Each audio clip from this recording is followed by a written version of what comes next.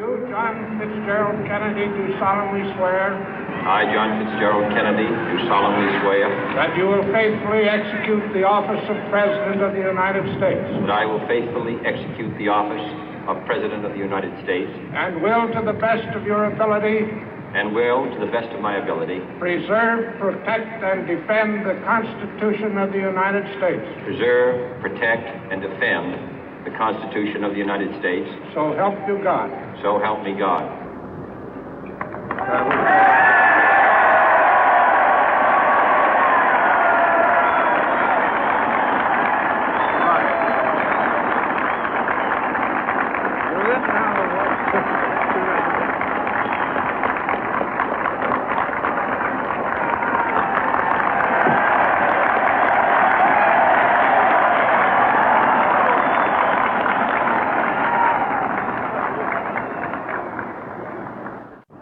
Vice President Johnson, Mr. Speaker, Mr. Chief Justice, President Eisenhower, Vice President Nixon, President Truman, Reverend clergy, fellow citizens. We observe today not a victory of party, but a celebration of freedom, symbolizing an end as well as a beginning, signifying renewal as well as change. For I have sworn before you and Almighty God the same solemn oath our forebears prescribed nearly a century and 3/4 ago. The world is very different now, for man holds in his mortal hands the power to abolish all forms of human poverty and all forms of human life. And yet the same revolutionary beliefs for which our forebears fought are still at issue around the globe. The belief that the rights of man come not from the generosity of the state, but from the hand of God. We dare not forget today that we are the heirs of that first revolution. Let the word go forth from this time and place to friend and foe alike that the torch has been passed to a new generation of Americans born in this century, tempered by war, disciplined by a hard and bitter peace, proud of our ancient heritage, and unwilling to witness or permit the slow undoing of those human rights to which this nation has always been committed and to which we are committed today at home and around the world.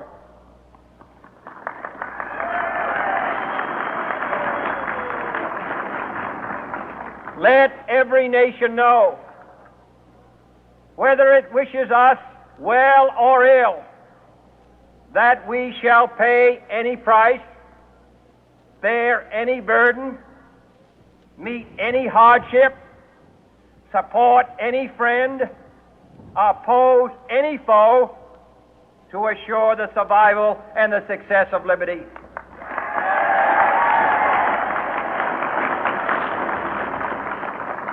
This much we pledge and more. To those old allies whose cultural and spiritual origins we share, we pledge the loyalty of faithful friends.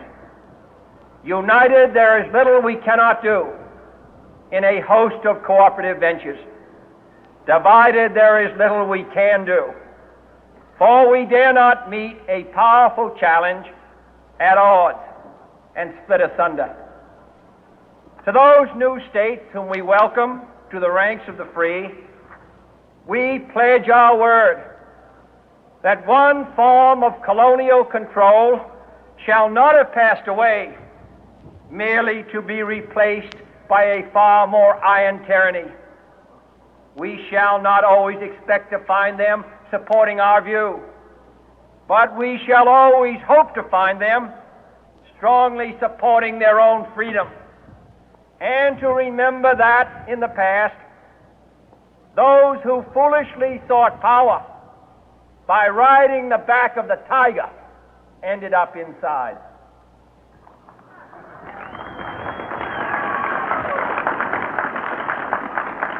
To those people in the huts and villages of half the globe struggling to break the bonds of mass misery, we pledge our best efforts to help them help themselves for whatever period is required, not because the communists may be doing it, not because we seek their votes, but because it is right. If a free society cannot help the many who are poor, it cannot save the few who are rich.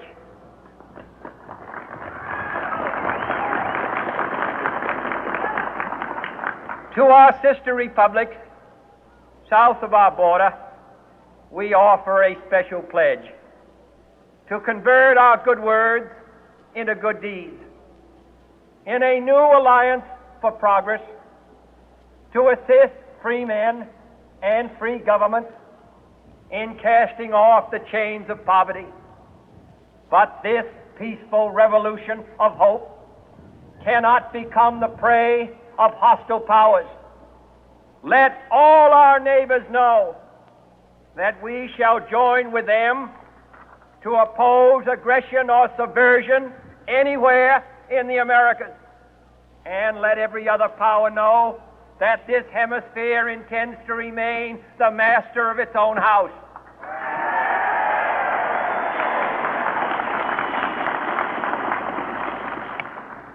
To that World Assembly of Sovereign States, the United Nations, our last best hope, in an age where the instruments of war have far outpaced the instruments of peace, we renew our pledge of support to prevent it from becoming merely a forum for invective, to strengthen its shield of the new and the weak, and to enlarge the area in which its writ may run.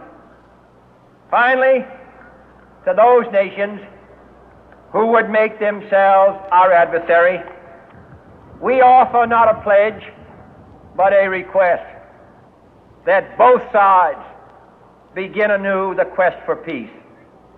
Before the dark powers of destruction, unleashed by science, engulf all humanity in planned or accidental self-destruction, we dare not tempt them with weakness, for only when our arms are sufficient beyond doubt can we be certain beyond doubt that they will never be employed.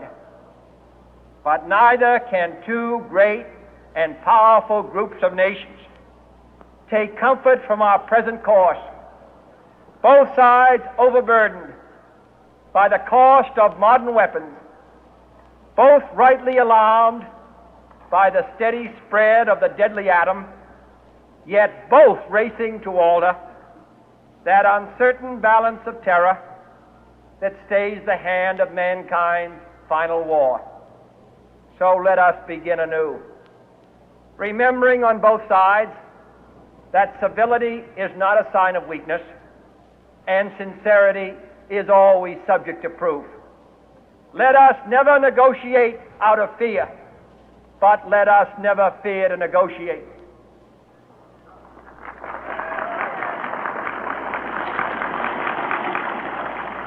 Let both sides explore what problems unite us, instead of belaboring those problems which divide us. Let both sides, for the first time, formulate serious and precise proposals for the inspection and control of arms, and bring the absolute power to destroy other nations under the absolute control of all nations.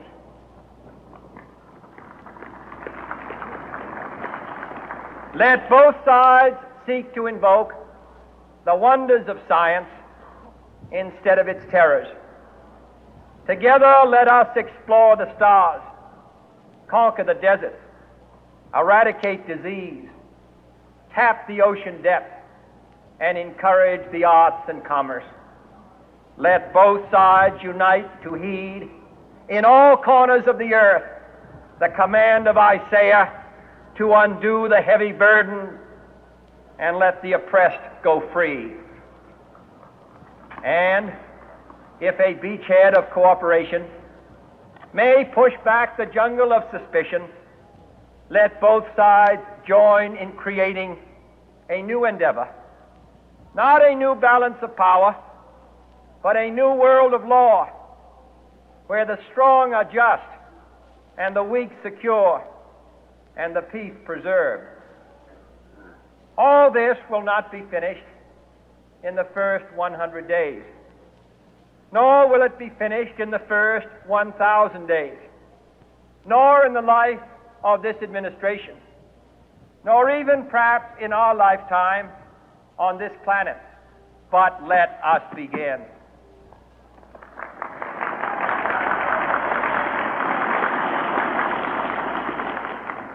In your hands, my fellow citizens, more than mine, will rest the final success or failure of our course. Since this country was founded, each generation of Americans has been summoned to give testimony to its national loyalty. The graves of young Americans who answered the call to service surround the globe.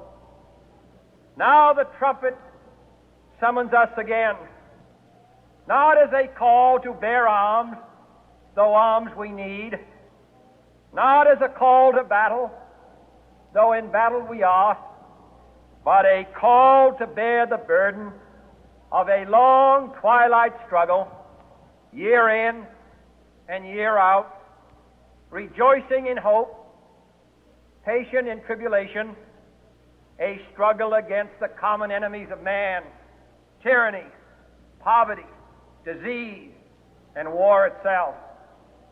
Can we forge against these enemies a grand and global alliance,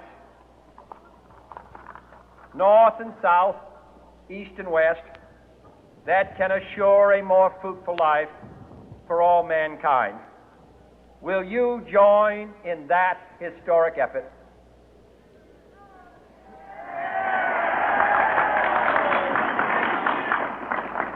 In the long history of the world, only a few generations have been granted the role of defending freedom in its hour of maximum danger. I do not shrink from this responsibility. I welcome it.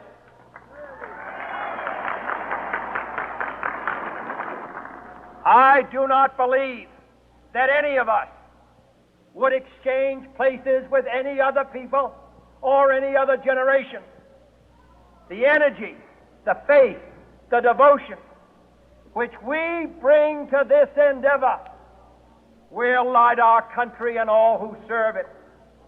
And the glow from that fire can truly light the world. And so, my fellow Americans, ask not what your country can do for you. Ask what you can do for your country.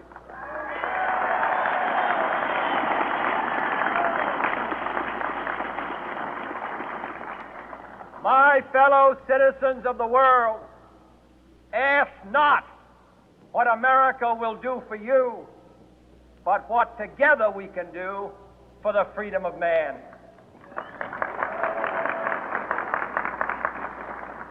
Finally, whether you are citizens of America or citizens of the world, ask of us here the same high standards of strength and sacrifice which we ask of you.